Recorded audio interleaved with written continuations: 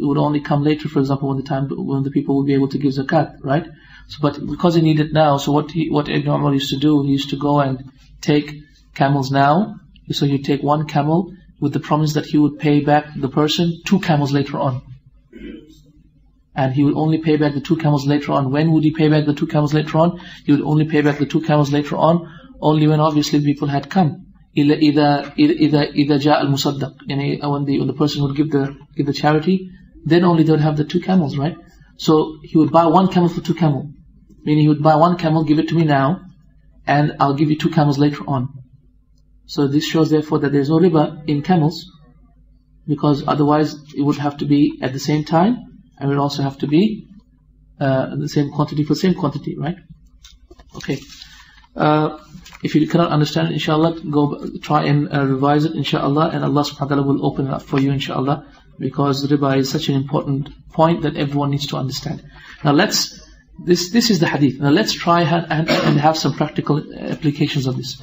Practical applications of it is that when we have pound for pound, or real for real, or we're selling American dollars for American dollars, then you must have the same quantity and it has to be hand in hand.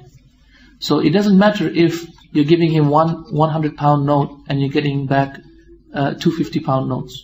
There is no 100-pound note, is there? Sorry. 50-pound note and you're getting back 5 10-pound notes. Right? It doesn't matter. As long as it is the same quantity, which is 50 pounds, 50 pounds, and it is the same time. Okay. Even if it is of a lower quality, even if the gold at one party is of a lower quality. As an example of this is, for example, sisters, for example, sometimes they have old jewelry, right? And they want to buy the new designs, the new fashion, the new jewelry, right? So they go to the gold merchant, and you know what they say? They say, okay, I'll give you my gold, and I want that new gold, that jewelry over there. Okay? And they say, okay, listen, I have 10 kgs of my jewelry, and I want 10 kgs of that new one. So the gold merchant, who doesn't have any understanding of riba, because he hasn't bothered to come to the lesson today to understand riba, so he says, this miskeen, he doesn't even realize Allah's cursing him because of this. He goes ahead and he says, okay, I'll give you 10 kgs of the new gold for the 10 kgs of the old gold. However, you have to pay, 100 pounds more. Yes or no? This is what happens, isn't it? Yeah. And so the sister as well, she hasn't bothered coming to the lesson, so she pays the 100 pounds. And a'udhu billah, they have both done riba. What was obligatory over here is that it should be 10 kgs for 10 kgs. But obviously that's illogical, isn't it? Why is it illogical? Because we all know that 10 kg of old gold has a lesser value than 10 kgs of new gold. We all agree. And we all know, for example, 10 kgs of 18 karat are of a lesser value than 10 kgs of 24 karat, isn't it? Yes? We all agree. This is the same thing that happened at the time of Rasulullah. Once Rasulullah came to Bilal radiallahu anhu, and Bilal had very nice tamar. He had very nice dates. And so Rasulullah said, akulli tamari khaybar hakada, are all the dates of Khaybar this beautiful, so nice? So Bilal said, La ya Rasulallah, no ya Rasulallah, verily we take 2 baskets of bad dates, of a cheaper quality dates, and we buy with it 1 basket of good dates. Look at that, riba, isn't it? It's a riba. Then Rasulullah said, made an expression basically. And that is a sign of alarm, that he was alarmed. And he said, aynur riba. This is exactly riba, this is exactly riba. So then he told him how to get out of it. So he told him, take these 2 baskets of bad dates, and then sell them for money. Then with that money, buy that basket of good dates. Okay, we are thinking, hey, it's the same thing, isn't it? It's not the same thing. It's not the same thing. Why? Because when you have sold off the bad dates, you don't have to go and buy the other one, right? So you have that option. So it is not the same. You have the choice.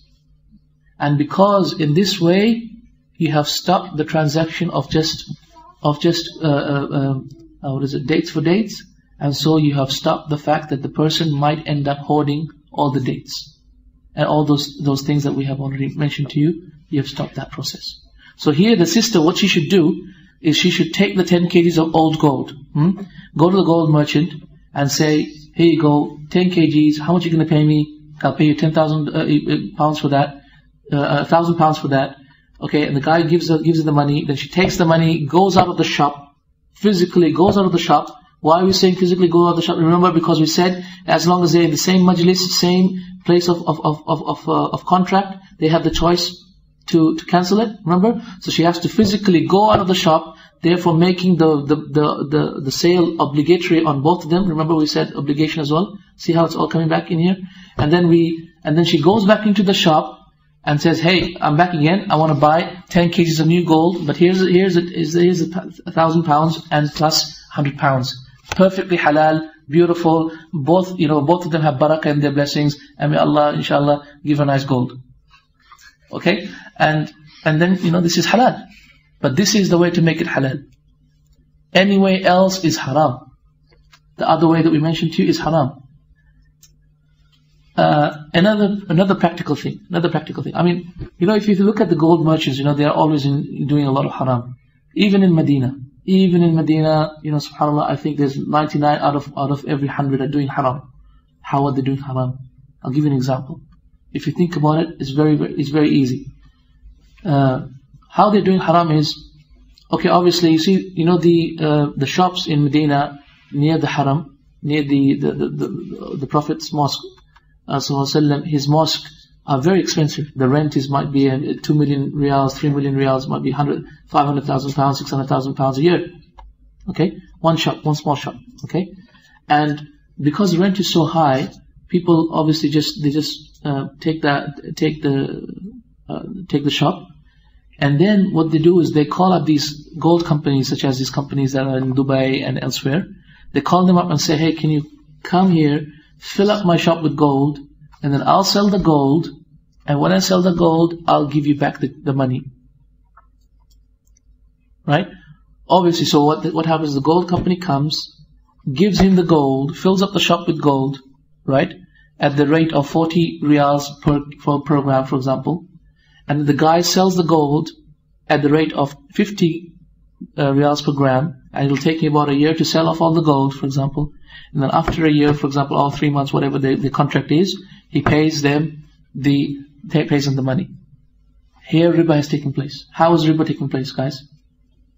Riba has taken place is because that company has given them the gold and they haven't paid for the money straight away. It has to be yad in yad, isn't it?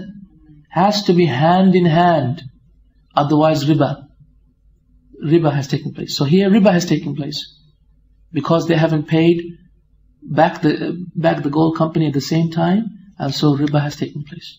Another example with gold. We like to mention gold because this is something that is jewelry. Women like to buy this jewelry.